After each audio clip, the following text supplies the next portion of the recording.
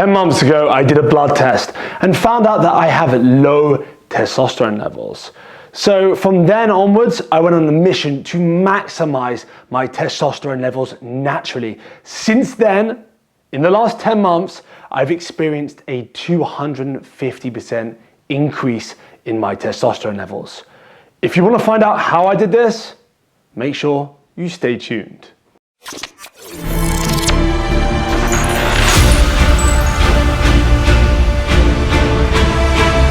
What's going on, guys? Welcome back to yet another video. So I got my results back the other day and I wanted to do this video to help maybe someone in the same shoes as I was 10 months ago, or maybe someone that's kind of not at that low level, but you just want to increase your testosterone levels.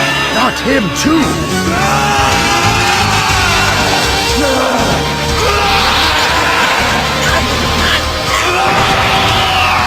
So I want to tell you what I did. So my levels back in 2019, November 2019, were at 343 nanograms per deciliter. So you're probably going to say that's not crazy low, but it is pretty low for a guy that's trying to maximize muscle gain. It's pretty low. The average sits between about 300 and around 600, but the real average amongst people that don't train is probably a bit lower. But still, let's not get into that. I wanted to maximize my levels. So since then, my levels have gone from 343 all the way to 853. That's a 248% increase, and that has been done naturally with no testosterone replacement therapy. Let's just remember that testosterone is kind of key to building muscle. If you have low testosterone, you're going to be losing muscle and you're not going to be able to build muscle as effectively as someone that has higher levels of testosterone. It's not the be-all end-all, but it's pretty darn important, especially if it's on the low end like mine was. So just before we continue and I give you some advice, remember, I am not a doctor. So everything in this video is based on my personal experience and my research, what has worked for me. If you have low levels and you're unsure about anything I say in this video, please do consult your doctor. I just want to make sure that people know there are ways to naturally increase your testosterone before running for TRT injections. So now you're probably thinking, Adam, how did you increase your testosterone levels? I'm going to go over 5 different ways. These 5 different ways encapsulate a lot of smaller ways within them. So it's 5 different ways you can increase your testosterone levels. You might be doing some already, and you might be doing none of them. Either way, implement slowly, don't overwhelm yourself. So the first one, let's start with what I deem as the most important: training. Making sure you do some form of resistance training regularly.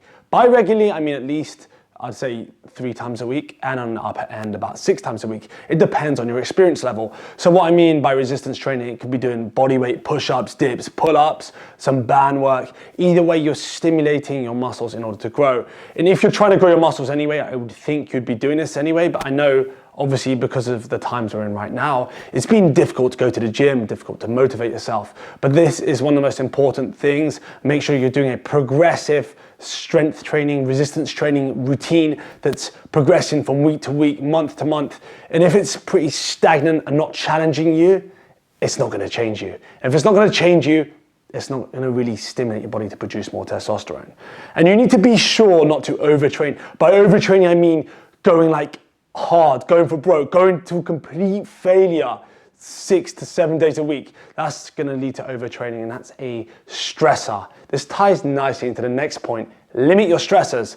By limiting your stressors, I mean if there's someone or something that bothers you, that stresses you out even, try and minimize the exposure to it as much as possible. I'm not telling you to go and break up with your wife or your girlfriend or your boyfriend. What I'm saying is just limit your exposure to them, or tell that person they're being stressful. With regret, you're fired. But more actionable tips as well. So if you don't want to action that, I understand. Stuff you can do is go for a walk. That has been proven to reduce stress. Meditating, cold showers, ice baths, stuff like that. Stuff that ties into my next point, but we'll go into that shortly. Just make sure that you are limiting your stresses as much as possible. And remember, resistance training, weight training, however you want to view it, is a stressor. So you don't want to go overboard with that. You don't want to go into the overtraining realm and then place unnecessary stress upon your body. And remember to implement recovery. This is my next one. Recover properly between workouts. Do focused recovery. Stuff like meditation after a workout can bring you away from a sympathetic state, so stressed out, fight or flight, into that rest and digest, that parasympathetic state, which is going to help you not only recover faster so you're ready to work out again, it's going to make you able to digest food a bit better, make you much more relaxed, make you able to sleep better at night. So if you're not sleeping enough, you're probably not recovering enough. And by sleeping enough, I mean roughly 7 to 9 hours a night you want to be getting. You don't want to be getting 5 to 6 hours. This is one area where I have not been perfect on, I'm not going to lie. I've probably been edging on about 6 to 7 hours. I should be getting more, and that's just more about me getting to bed late. It's not about me being able to sleep. Once I get into bed, I conk out, but it's just getting myself to bed, putting away the distractions, putting away that book you want to read more of, doing that extra bit of content you want to do, the extra post or something like that keeps you up. Just try and limit those at nighttime and try and get them done a bit earlier, so then you can sleep at a decent time, get a good recovery sleep. Also stuff like ice baths, magnesium, like supplementing with magnesium, eating magnesium rich foods. You can also do like ice showers, saunas if you've got access to them, and then going for walks as well helps for recovery. And then one tactic I like to use is inversion. So I put my legs against the wall after workout and just do some deep breathing. And I've been sure as well, this is part of recovery and part of reducing stress as well. I guess they're one and the same anyway. So I'll do some box breathing. That's like a 4 to 10 to even 20 seconds. Breathing in, holding for the same amount of time, then breathing out, and then holding for the same amount of time. So it's like I go up to 15, 15, 15, 15, and I do that for like 3 to 5 minutes if I'm feeling super stressed out or even after a workout. But on to the next point, diet and supplement. My diet's been pretty clean like all year round. I'll have the occasional indulgence day, but as I said in my last video, I clean bulk. So I sit between maintenance and about 200 to 300 calories in a surplus, like at a maximum. So I minimize fat gain all year round. And when you minimize fat gain, I'm not like super shredded to the point where I'm 3 to 4%, where it's gonna hinder my testosterone. I'm more sitting at about 10% body fat, which means I'm at a good 10 to 12%, I'd say, which I'm a good sustainable level. And I'm not gaining excess body fat, which means I'm gonna optimize my testosterone through that as well. I make sure my diet's got enough protein in, so I'm recovering from workouts. I've got enough carbohydrates in to fuel the workouts, and I've got enough fats in even to make testosterone. You need to make sure you have enough fats in your diet. You don't want to be on a low-fat diet. It doesn't matter what your favorite Instagrammer said or your favorite, favorite YouTuber. You need to have sufficient fat in your diet to even produce testosterone, to produce the hormones, to synthesize stuff like vitamin D3, which is key, which is a vitamin and a hormone. Is key to hormone production, is key to a healthy immune system, strong bones, a bunch of things. We're not going to get into huge details on each supplement in this video, but the basis of my diet is I have enough fat in my diet. Probably around 40% of my calories come from fat. And on complete off days, I would say it even looks more like a keto day. My carbs are much lower. But generally speaking, I have carbs every day, and I have enough carbs. Not too much, I don't go crazy with the carbs, but I have enough. My split does change, and it doesn't matter too much to make sure you have enough protein, fat, and carbs. The split you can play around, what suits you best. Supplement-wise, again, D3, I make sure I have that every day. And if there's been like a streak of sunshine, I'll try and get sunshine, but that's not always the case. And then you've got ashwagandha, which is an Ayurvedic herb. It's been proven to lower stress in numerous studies. Lower stress means increased testosterone, as cortisol, your stress hormone, can compete with testosterone. And if you keep your stress low, your testosterone is going to be nice and high. And I usually do like, I'd say 400 to 800 milligrams. Now I'd say for me, 800 milligrams, 4 days on and then 4 days off. But don't take it at nighttime because it's got a mild stimulant-like effect, and that stimulant effect can keep you up. Get the KSM 66 if you can. That's you don't need to take that with food. So you can take that on its own because ashwagandha has some fat-soluble compounds in which usually need to be taken with a meal. If you get the KM66, it's more absorbable and you don't need to take it with a meal. I've been playing around with a few others recently. Mucuna perunus.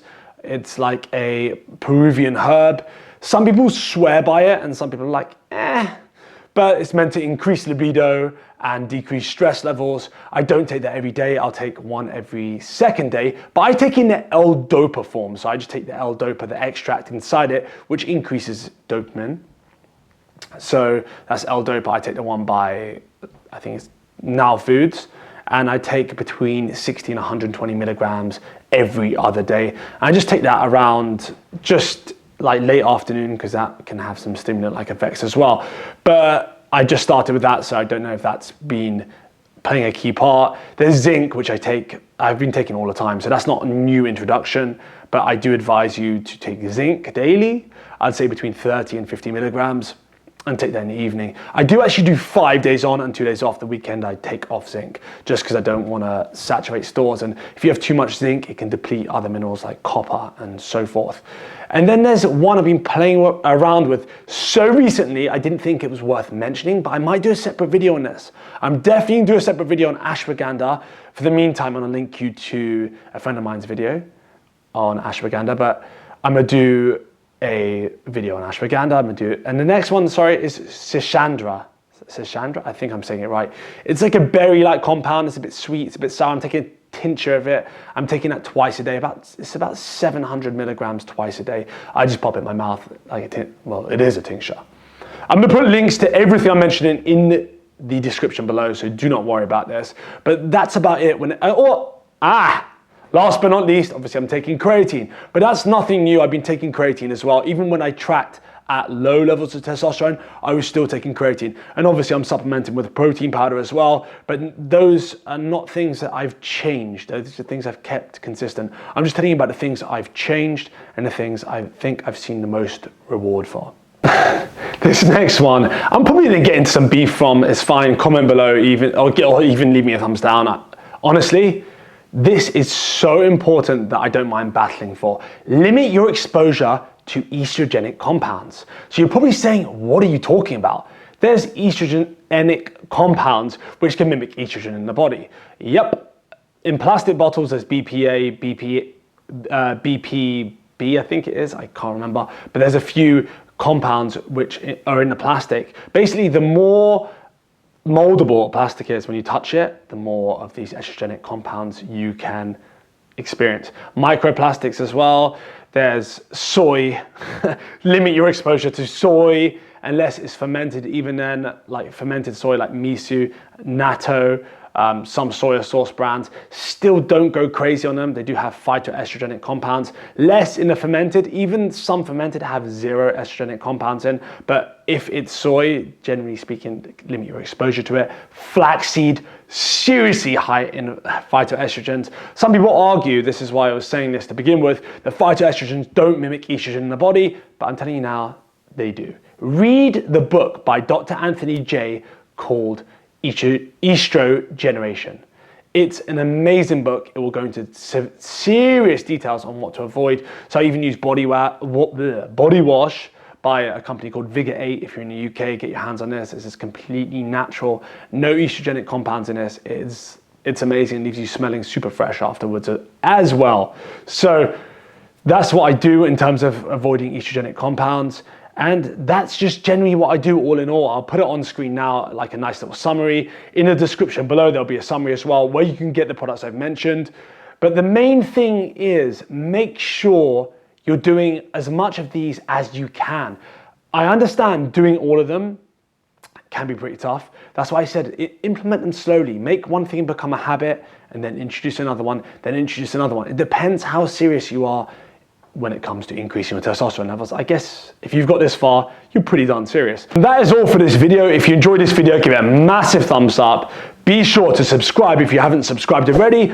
And if you would like a personal coaching program for myself, go to www.adamscottfit.com and reach out to me. We can arrange a phone call to see if there's a fit between us. But if you're looking to maximize muscle gain and increase your confidence, then reach out to me and let's arrange that call. Let's find out if we can work together and I can help you get in the best shape you've ever been in, mentally and physically.